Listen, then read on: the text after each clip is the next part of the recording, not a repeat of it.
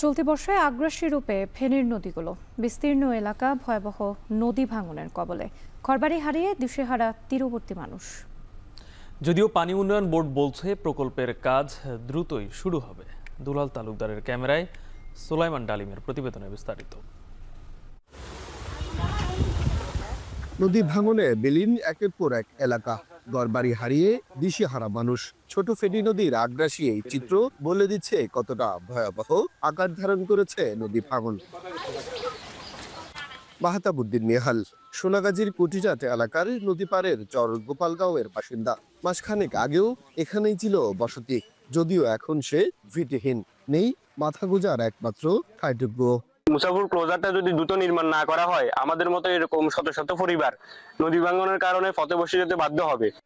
শুধু এই এলাকা নয়, আশপাশের ছয়ানি, চরমল্লিশপুর, কাটাখিলা, কাজিরহাট, বিষ্ণুপুর সহ প্রায় 15টি ইউনিয়নের মানুষ আতঙ্কে খোলা আকাশের নিচে রাত পার করছেন। একটাই আশঙ্কা, আজ নয়তো কাল নদীগর্ভে বিলীন হবে তাদের শেষ সম্বলটুকু। সর্বস্ব হারিয়ে লাখো মানুষ এখন মানবেতর জীবন যাপন করছেন। কেবল বসত ভিটা নয়, নদীগর্ভে হারিয়ে যাচ্ছে কবরস্থান, শ্মশানও। একদিকে সর্বস্ব হারানোর আতঙ্ক, অন্যদিকে নোনা পানিতে ক্ষতিগ্রস্ত ফসলি মাঠ। পরিস্থিতি থেকে রেহাই পেতে আন্দোলন করেছে এলাকাবাসী। নদীতে ভাঙি মন্দির সব পড়ে গেছে, আমাদের এখানে দাসপাড়ার অনেক ঘর বাড়ি চলে গেছে। ছোট ছোট বাচ্চারা এখন 2-3 কিলো পথ দুধ দিয়ে ঘুরে স্কুলে যাইতে হবে, এমতো অবস্থায় অনেক ছোট বাচ্চারা স্কুল বিমুখ হয়ে পড়ছে। আমরা প্রশাসনের দোরগোড়ায় অনেক দৌড়াদৌড়ি করেছি, কিন্তু প্রশাসনে কোনো টনক নড়ে নাই। সরকার আমাদের আবেদন যে মনে করেন এটা কাজটা যেন নদী ভাঙার কাজটা যেমন করে, যেভাবে সরকারের সম্ভব হয় ওইভাবে যেন সরকার দ্রুত একটা পদক্ষেপ নেয়। গেল বছরের আগস্টের বন্যায় পানির চাপে ভেঙে পড়ে মুসাফুর ক্লোজার। এরপর থেকেই ভয়াবহ রূপ নেয় নদী ভাঙন। স্থানীয়দের অভিযোগ, একদিকে অবৈধ বালু উত্তোলন, অন্যদিকে যথাযথ রক্ষণাবেক্ষণের অভাবে দ্রুত ভেঙে পড়ছে নদীর তীর। এই অবস্থায় জোড়াতালি নয়, টেকসই সমাধানের দাবি স্থানীয়দের।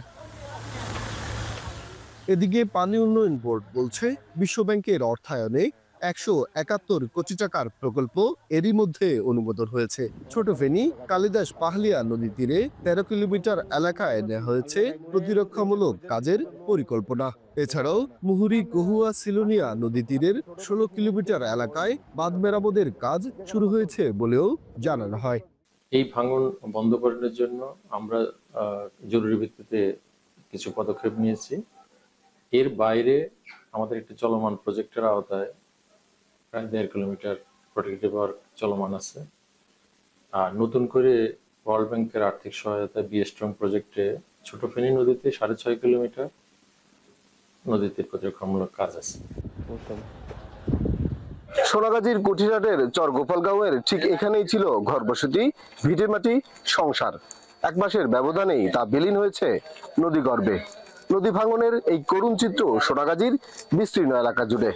স্থানীয় অসহায় মানুষগুলো সরকারের দ্রুত পদক্ষেপ আশা করছেন। সুলাইমান ডালিম, এখন ফেনী।